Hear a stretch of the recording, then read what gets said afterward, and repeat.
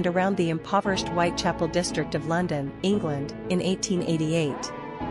In both criminal case files and the contemporaneous journalistic accounts, the killer was also called the Whitechapel Murderer and Leather Apron. Attacks ascribed to Jack the Ripper typically involved women working as prostitutes who lived and worked in the slums of the East End of London. Their throats were cut prior to abdominal mutilations. The removal of internal organs from at least 3 of the victims led to speculation that their killer had some anatomical or surgical knowledge. Rumors that the murders were connected intensified in September and October 1888, and numerous letters were received by media outlets and Scotland Yard from individuals purporting to be the murderer. The name Jack the Ripper originated in the Dear Boss letter written by an individual claiming to be the murderer, which was disseminated in the press. The letter is widely believed to have been a hoax and may have been written by journalists to heighten interest in the story and increase their newspaper's circulation. The From Hell letter received by George Lusk of the Whitechapel Vigilance Committee came with half of a preserved human kidney, purportedly taken from one of the victims.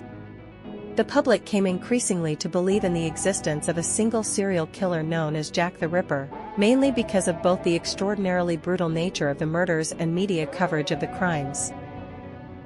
In the mid-19th century, England experienced an influx of Irish immigrants who swelled the populations of the major cities, including the East End of London. From 1882, Jewish refugees fleeing pogroms in the Russian Empire and other areas of Eastern Europe emigrated into the same area. The parish of Whitechapel in the East End became increasingly overcrowded, with the population increasing to approximately 80,000 inhabitants by 1888. Work and housing conditions worsened, and a significant economic underclass developed. 55% of children born in the East End died before they were 5 years old. Robbery, violence, and alcohol dependency were commonplace, and the endemic poverty drove many women to prostitution to survive on a daily basis. In October 1888, London's Metropolitan Police Service estimated that there were 62 brothels and 1,200 women working as prostitutes in Whitechapel, with approximately 8,500 people residing in the 233 common lodging houses within Whitechapel every night, with the nightly price for a coffin bed being 4p, equivalent to £2 in 2021, and the cost of sleeping upon a lean-to or hangover rope stretched across the dormitory being 2p per person. The economic problems in Whitechapel were accompanied by a steady rise in social tensions. Between 1886 and 1889, frequent demonstrations led to police intervention and public unrest, such as Bloody Sunday, 1887. Anti-Semitism, crime, nativism, racism, social disturbance, and severe deprivation influenced public perceptions that Whitechapel was a notorious den of immorality. Such perceptions were strengthened in 1888, when the series of vicious and grotesque murders attributed to Jack the Ripper received unprecedented coverage in the media. In the year 1888, Victorian England, London's East End, Whitechapel was an overcrowded slum occupied by almost 1 million of the city's poorest citizens. The streets stank of filth, and living conditions were harsh. Addiction was common. Comfort often came at the bottom of a bottle of gin. Many women resorted to prostitution as a means of survival from their extreme poverty. One such woman was 44-year-old Mary Ann Polly Nichols. Nichols was the first known canonical victim of a serial killer known as Jack the Ripper. At least a further 4 women would fall prey to this violent psychopath. But despite countless investigations, the murderer's identity is still unknown. Nichols had found employment in London as a domestic servant, but had struggled to keep her job due to alcoholism. After losing her employment, she moved into a common lodging house.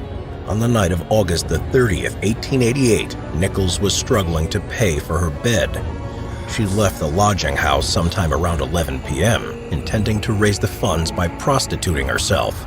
Her old roommate, Ellen Holland, tried to convince her to return with her for the night, given it was nearing 2 a.m. Nichols had bragged that she had raised her lodging money 3 times already that night, but kept spending it on alcohol. She appeared unconcerned, however, and the two parted company.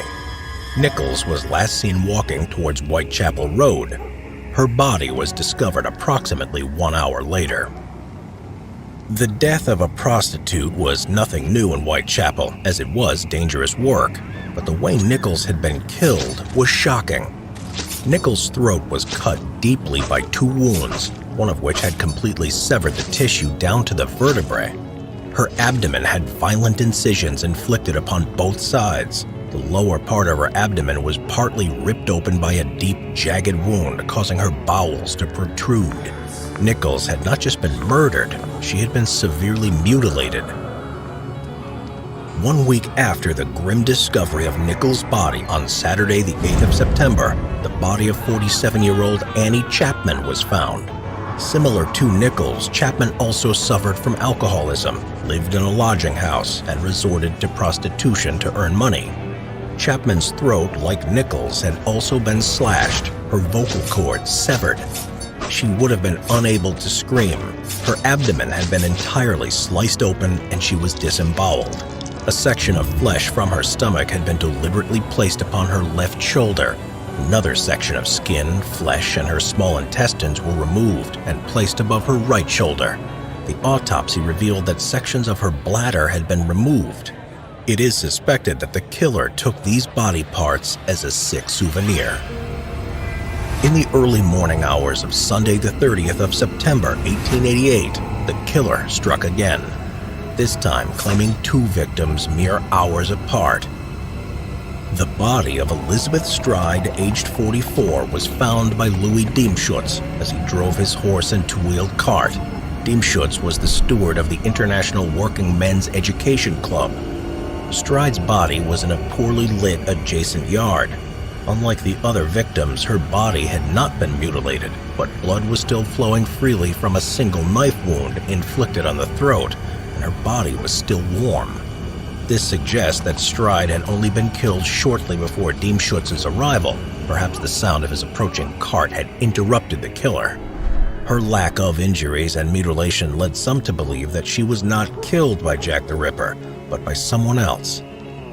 Several patrons of the club reported only leaving the premises between 12:30 and 12:50 a.m., later reporting to police that they had not observed anything amiss.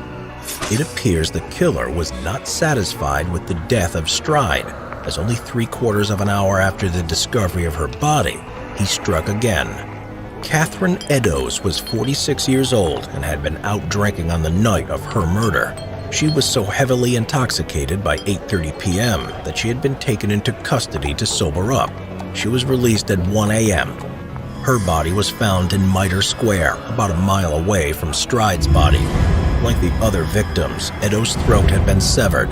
She was also disemboweled and had her intestines placed over her right shoulder. The left kidney and most of her uterus had been removed. This time, the killer went further with his mutilation, disfiguring her face. Her nose was removed, her cheeks slashed, and cuts incised vertically through each of her eyelids. The police surgeon who conducted the post-mortem on Eddowes' body stated that he believed the mutilations would have taken at least 5 minutes to complete. 2 weeks later, on the 16th of October, the Whitechapel Vigilance Committee received a mailed parcel with a human kidney in it and a letter addressed "From Hell," claiming that the kidney was from Eddowes' body. Many contemporary observers and most modern historians believe, however, that the kidney was not genuine and more likely sent as a prank. The murders of Stride and Eddowes ultimately became known as the double event. This time, a clue was left close at the scene of the crime. In a doorway in Gulston Street, only a short walk away from Mitre Square, police found a section of Eddowes' bloodied apron. A chalk inscription was marked on the wall directly above the apron, which read, "The Jews are the men that will not be blamed for nothing." The message appeared to imply that a Jewish person or the Jewish people were responsible for the series of murders. It is unknown whether the statement was written by the murderer who deliberately placed the apron there, or if it was merely incidental and had nothing to do with the case, since graffiti was common in Whitechapel. The police commissioner, Charles Warren, feared that the graffiti might stir up anti-Semitic riots and ordered the writing washed away before dawn. Mary Jane Kelly was the last known victim of Jack the Ripper. She was much younger than the other victims at only 25. Mary Jane Kelly was murdered on Friday the 9th of November, 1888. Similar to the other 4 victims, Kelly was also living as a prostitute. Unlike the other 4 victims who had been murdered outdoors and whose mutilations were rushed, Kelly was killed within the small room she rented at 13 Miller's Court off Dorset Street. This afforded her killer an extensive period to take their time in disfiguring and mutilating the body. Kelly was last seen alive by the witness George Hutchinson. They met at around 2 a.m. on Commercial Street. She asked him for a loan of 6pence, but he didn't have it. She then walked in the direction of Thrall Street, and on the way was picked up by a well-dressed man who she led towards her lodgings on Dorset Street. Hutchinson described the man with Kelly as wearing a coat trimmed with astrakhan fur, a black tie with a horseshoe pin, button overboots, and a large gold chain hanging from his waistcoat. Hutchinson's description helped fuel the theory that the Ripper was from the upper class of society, but police questioned if his statement was credible. The shocking discovery of her body was made the next morning. Kelly's landlord, John McCarthy, had sent his assistant, former soldier Thomas Boyer, to collect the rent. Kelly was 6 weeks behind on her payments and owed 29 shillings. At around 10:45 a.m., Boyer knocked on her door. After receiving no response, he moved aside some clothing that was used to plug a broken window. Looking through the window, Boyer found Kelly's extensively mutilated corpse lying on the bed, and he quickly reported his ghastly find to the police. Kelly's body was lying in the middle of the bed, shoulders flat but inclined slightly to the left, her head also turned on its left side. Kelly's throat had been severed down to the spine, and her face had been hacked beyond all recognition. Her nose, cheeks, eyebrows, and ears had been partly removed. Kelly's abdomen had been almost completely emptied of its organs. Both breasts had been sliced off. Her uterus, kidneys, and one breast had been placed beneath her head. The other breast was placed on her right foot. Her liver was found between her feet and the spleen by the left side of the body. Her intestines had been removed and scattered around her feet, about the bed, and with sections draped upon the bedside table. Her thighs had been stripped of skin, flesh, and muscle. The heart was missing from the crime scene, and it was speculated that the killer took it with them. It's estimated that the murderer had spent about 2 hours with her body. Dr. Thomas Bond and Dr. Bagster Phillips examined the body and determined that she had died between 3 to 9 hours before she was discovered. Phillips believed that, like other victims, Kelly's life was ended by the slash to her throat and the mutilations performed afterwards. Bond stated in a report that the knife used was about 1 inch or 25 millimeters wide and at least 8 inches or 50 millimeters long. Despite what newspapers had reported at the time, Bond believed that the murderer didn't have any specialized medical training or knowledge. It was clear, however, that the killer needed to not only murder his victims, but the mutilations were a vital aspect of their ritual. While some researchers disagree, Mary Kelly is generally considered to be the Ripper's final victim. It's often assumed that the crimes ended because the culprit either died, was imprisoned, institutionalized, or emigrated out of the city. The Jack the Ripper murders presented the Victorian police with a type of crime they had little experience of handling. Detectives who dealt with the investigation into the murders found themselves hunting for a killer who was leaving very few clues. The police lacked many of the techniques that their 21st century counterparts would take for granted in a murder investigation of this kind. This included fingerprinting, modern forensics, and psychological profiling. Even crime scene photography was a new technology that was simply not utilized as it would be today. The murders were committed in one of the most crime-ridden quarters of London, where the secrecy of criminal elements and the Whitechapel residents' mistrust of the police hampered the investigation. During and after the murders, hundreds of letters were sent into the police department and local press claiming to be written by the murderer. Most of these letters were quickly deemed to be fake, either written by people trying to create more terror or by the journalists themselves trying to sell more newspapers.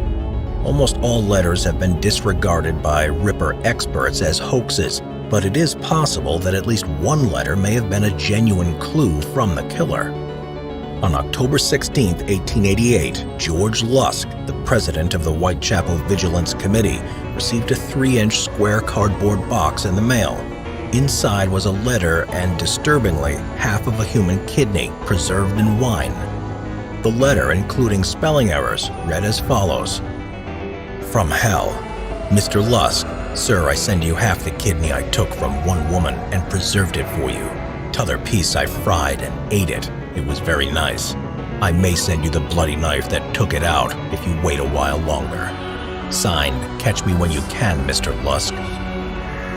While medical reports found the kidney to be like the one removed from Catherine Eddowes, insofar as it was taken from the left side, without DNA testing, it's impossible to know if it was hers. At first, the police suspected that the murders must have been carried out by one of the local criminal gangs in the area. Prostitutes were often managed by gangs, and it was thought that the victims had been attacked by their pimps as a punishment for either disobeying them or as intimidation or a warning sign to the other women under the gang's control. Emma Smith was murdered by such a gang in Whitechapel on the 4th of April, 1888, a few months before the Ripper murders started. Smith was bludgeoned about the face and received a deep cut to her ear. She is sometimes considered a possible victim of Jack, but it seems unlikely as she initially survived her violent assault and reported that she had been attacked by at least 2 or 3 men. By early September 1888, the police abandoned the idea that the murders were being committed by a local gang. They concluded that the murders had generated so much publicity that at least one of the members would have informed on the others. They focused their investigation on looking for a lone assassin. John Pizer, aka Leather Apron, 1850 to 1897. Shortly after the second murder, fear within the Whitechapel community began to grow. The police involved in the case soon received leads from locals to investigate John Pizer, who was a Polish Jew who worked as a bootmaker in Whitechapel. According to the locals, he also ran an extortion racket and regularly intimidated local prostitutes. Pizer would later demand money from them, threatening to rip them apart if they refused. Nicknamed Leather Apron because of the leather apron he wore to work, he was known to always carry a knife. He was said to have the ability to move around the poorly lit night streets silently, making it hard for anyone to be aware of his presence. While Pizer fit the profile of the killer, he had alibis for the nights of the 2 most recent murders and was soon ruled out as a suspect. Severin Klosowski, aka George Chapman, 1865 to 1903. Unrelated to the victim Annie Chapman, Klosowski was born in Poland and apprenticed as a surgeon, attending a course in practical surgery at a Warsaw hospital. He later emigrated to the UK shortly before the start of the murders between 1887 and 1888, where he later took on the name of Chapman. Chapman worked as a barber in Whitechapel during the time of the murders and was regarded as the primary suspect by Chief Inspector Frederick Aberline. Chapman was investigated at the time. Aberline interviewed Chapman's second wife, who told the inspector that her husband would often go out during the night for hours on end, but there was little other evidence connecting him to the crimes at that time. The inspector was right to be suspicious of Chapman, however, and he remains a possible suspect because he later poisoned 3 of his wives using a compound known as tartar emetic, which results in a painful death similar to arsenic poisoning. He was hanged in 1903 for the murder of his wives. Despite being guilty of the murder of his wives, most experts dismissed Chapman as a possible suspect due to the difference in the killings, since Chapman favored poisoning rather than butchering. Francis Tumblety, 1833 to 1903. Francis Tumblety was an Irish-American who made a small fortune posing as an Indian herb doctor throughout the United States and Canada. He was connected to the death of one of his patients in Boston, but was able to escape prosecution. Tumblety visited Europe and often was temporarily a resident in a boarding house in the Whitechapel district during the period of the murders. Tumblety was known to despise all women and claimed to possess a particular hatred for prostitutes. He was known to host all-male dinner parties in Washington, D.C., at which he would regularly display a collection of preserved female reproductive organs, proudly boasting that they had come from every class of woman. While in England in 1888, Tomblaty was arrested on the 7th of November, shortly before the murder of Mary Kelly. He was arrested for apparently engaging in homosexuality, which was regarded as a criminal offense at the time. He fled to New York shortly after the murders and soon had the American press writing about his possible connection to the Whitechapel murders. Despite this, he was never extradited back to England. To this day, Tomblaty remains a possible suspect. Aaron Kosminski, 1865 to 1919. Aaron Kosminski was a Polish Jew who emigrated to England in the 1880s. In July 1890, he was admitted to Mile End Old Town Workhouse following claims that he had been exhibiting threatening behavior with a knife towards women. He worked as a hairdresser in Whitechapel during the time of the murders in 1888 and was considered a suspect at the time. Kosminski was also regarded as insane and spent time in and out of insane asylums. He experienced auditory hallucinations, paranoia, and often refused to wash or bathe. Police regarded Kosminski as one of their prime suspects, but it's possible he was the victim of anti-Semitism. There was little evidence to connect him to the killings during the initial investigation. The biggest piece of evidence linking Kosminski to the murders would be found over 100 years later. The bloody shawl which belonged to the Ripper's fourth victim, Catherine Eddowes, was bought at an auction by author Russell Edwards in 2007. The shawl still contained traces of blood. In 2014, researchers compared the fragments of DNA with living relatives of both Eddowes and Kosminski and found that they matched those of Kosminski's relatives. The initial results were met with skepticism as they lacked peer reviews. The study's findings have not satisfied everyone, however, with many experts pointing out that the shawl is likely to have been contaminated over the years and that Kosminski did not appear to fit the psychological profile expected of a psychopath. In 2019, the tests were rerun again by Liverpool John Moores University and the University of Leeds, which correlated the fact that mitochondrial DNA did indeed match both descendants of Eddowes and Kosminski. The findings were again disputed by geneticists and other experts, questioning the methodology used and the likelihood of contamination. Despite doubts, it remains the strongest piece of forensic evidence linking the suspect to the murders. More than 100 years later, the Jack the Ripper murders remain one of the most famous and notorious mysteries of history, which has inspired a whole industry of books, films, TV shows, and graphic novels.